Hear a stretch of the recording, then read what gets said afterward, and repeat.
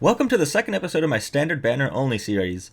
In this episode I do many different things. Notably I finished the Arilo 6 story and get my third 5-star. Wow, I know, 3 5-stars in 2 episodes, yeah. I got really lucky on the standard banner. And by lucky I mean early 5-stars. If you didn't see the previous episode, I recommend watching that one first. Watch this one to see who my third 5-star is. It's no secret that the limited time 5-star characters in Honkai Star Rail are the strongest. Even more than that, the newer ones are stronger than the ones from prior patches. Having just a few of any of these limited time 5-star characters can be account changing and allow a player to beat content they couldn't before. I dare to challenge this by only pulling on the standard banner. Of course, every 4-star character is on the standard banner, but the 5-stars are finite and never changing. There are 3 forms of endgame and I will beat them all. So, first order of business, I forgot to make an entire part of last video. The TLDR version of it is that when I unlocked the Interastral Peace Guide, I did all the trainings for a total of 390 Jades. They were easy but very tedious, so as a reward I did a single pull and got an Asta. I mainly want to do 10 pulls in the beginning because it is super fast to gain Jades and Warps. Towards the late game I might switch up to single pulls, we'll see when we get there. With that out of the way, we can talk about the new stuff. After the unfortunate events of last episode, the next thing I did was progress the simulated universe. I honestly didn't have a plan other than level up my Trailblazer level. The first time completion of World 1 gave 600 XP, which is very big, at least for these lower levels. I used physical Trailblazer, Serval, Asta, and Vailu. Sadly, most of the blessings don't really help me as the paths I have unlocked so far are the Remembrance, Preservation, and Elation. My team has no follow-ups, so Elation essentially does nothing unless I can get that 3-star blessing that makes ultimates be considered follow-ups. The same goes for the Remembrance. There is a 3-star blessing that can freeze enemies, but I gotta get it. The Preservation can kind of help with blessings that give shields, but none of my characters give shields, so a lot of the blessings end up being wasted, because some of them say when a character gives a shield.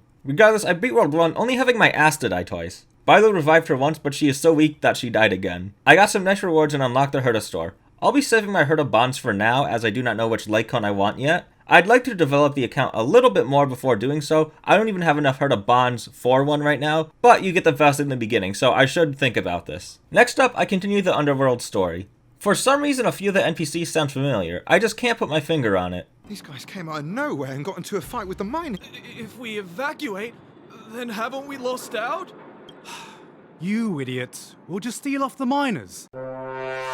As the story has taken me through new areas, I pick up treasure on the way. I also level up Asta's Lycon a little bit because she is too squishy. We meet Svarog and he sends his goons on us. I swiftly take care of them. I also try to beat up some enemies guarding a chest and get squad wiped, so I give Serval some relics and it turns out different. Next I buy a physical Trailblazer Eidolon from the shield shop and get some rewards. After that it's time for another 10 pull. I get another Herta. Sadly, no Ting Yun yet. With the free Hertas you get from the simulated universe, I'm quite sure I will easily have an E6 Herta, which will be very useful for Pure Fiction. Talking to Pom Pom to get the level 17 rewards gives an entire 4-piece of the defense set. Perhaps I will use this on Fire Trailblazer when I get it. Continuing with the story even more, I finally get the free Natasha. Lucky for me, I have a Bailu, so I don't need to worry about this Natasha. I then go beat Svarog's butt and we get him to tell him what he knows about the Stellaron. Because I'm on European servers, dailies reset at a different time than in America, so when I was beating up Svarog, they reset. I decided to do them next. I also chose to do the daily quest for the credits. I remember on my main account there were times where I ran out of credits, so every credit counts. Once you get Trailblazer level 70, you get credits instead of XP, so you really don't have to worry about them anymore.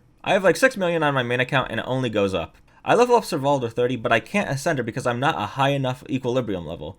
I do 6 runs of character XP books, which gets me to level 20, I claim my level rewards from Pom Pom, and do the Equilibrium Ascension quest. I failed, so I level up some of my characters and put relics on them. I just barely win the fight this time with my Serval being the only survivor. Nevertheless, I won and got to Equilibrium level 1. This allows me to ascend characters at level 30 and bring them to 40. This also means after ascending my Serval, I'm being more efficient with my XP. If she's stuck at 30, all that XP just disappears. The Equilibrium Ascension quest was right where the Crimson Calyx normally is for the Harmony Bud. After I finished the quest, I unlocked the Crimson Calyxes, so I decided to do a run. It also completes another quest that simply wanted me to do a Crimson Calyx. In celebration of ascending my Equilibrium level, I decided to do a 10 pull. I got a 4-star Destruction Light Cone and a Zhuyi. She is a character I've been really interested in building. She gets really good with Eidolons, so I need to get some of them, but I might build her. I also happen to have a good 4-star Destruction Lycone for Zhui Yi that I got from the same 10-pull that gave me Japard. It gives Break Effect and Crit Rate after casting ult. This Lycone might be the best 4-star option for Zhui Yi, so I'll upgrade it with her, but I don't know how long I'll be upgrading her. As we're so early into the game, I might get new characters that I might want more. That is also the reason I'm still not planning on getting the 5-star Herta Lycone for her, because that's a pretty darn good option for Zhui Yi. I just don't know how much I'll commit to her.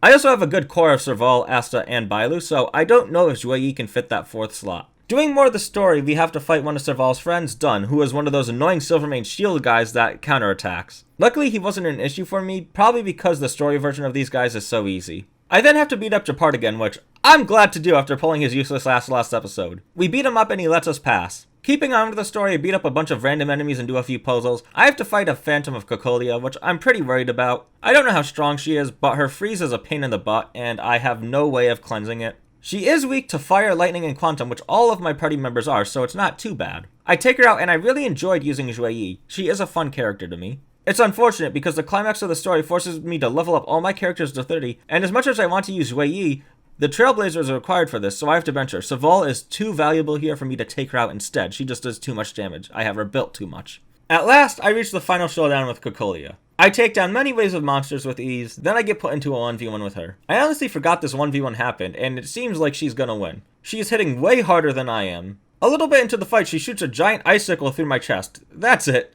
I'm dying here. It seems that I'm in the afterlife. There's this super cool sword in the distance. I grab it, and somehow I'm alive again with Fire Trailblazer. I give the gang a cringy cliche nod and prepare to take down Cocolia once and for all. I win without even having to use Bailu Revive. After that, I also unlock a free Harmony Trailblazer. I wrap up the main story quest of Eureka 6 and head back to the Astro Express.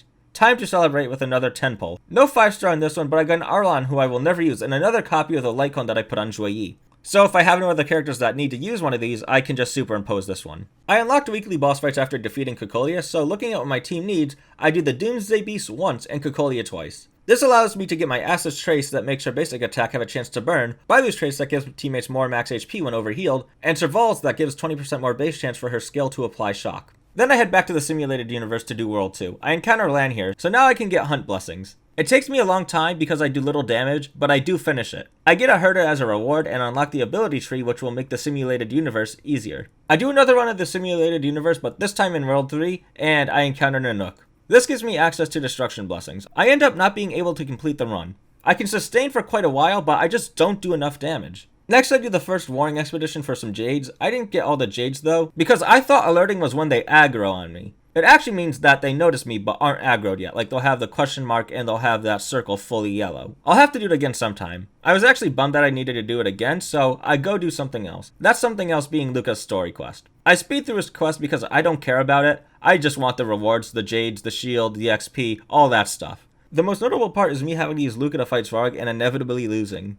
On a roll of getting story quests out of the way, I do Silver West next because it gives a juicy amount of rewards. Same as Lucas, I don't care about the quest and I just want it to end. I spam skip through all the dialogue, and after that, I'm 50 XP off Trailblazer level 25, which will give me another 10 pull. So I do a Golden Calyx, which gives me exactly enough XP to hit 25. I claim my level up in Trailblazing Whale rewards, and it's time for a 10 pull, maybe even 2 10 pulls. Before pulling, I check to see that my 5-star pity is at 41, so I'm nowhere near close to a guaranteed 5-star. I do a 10 pull and see that there's no 5-star, so I skip it. I get a double 4-star though, with a Herta and Dan Hung. The Dan Hung Idolin is nearly useless as I will likely never use him again. The Herta isn't the best either, as with the free ones from the simulated universe, I will have E6. But at least I can get some more pulls from the exchange materials. The next 10 pull gives me a 5-star. Oh, it's too easy. It's too easy. Yang Ching, Yang Ching, Yang Ching. If it's a light cone, I'm gonna lose my mind. Okay, let's see. Well, okay.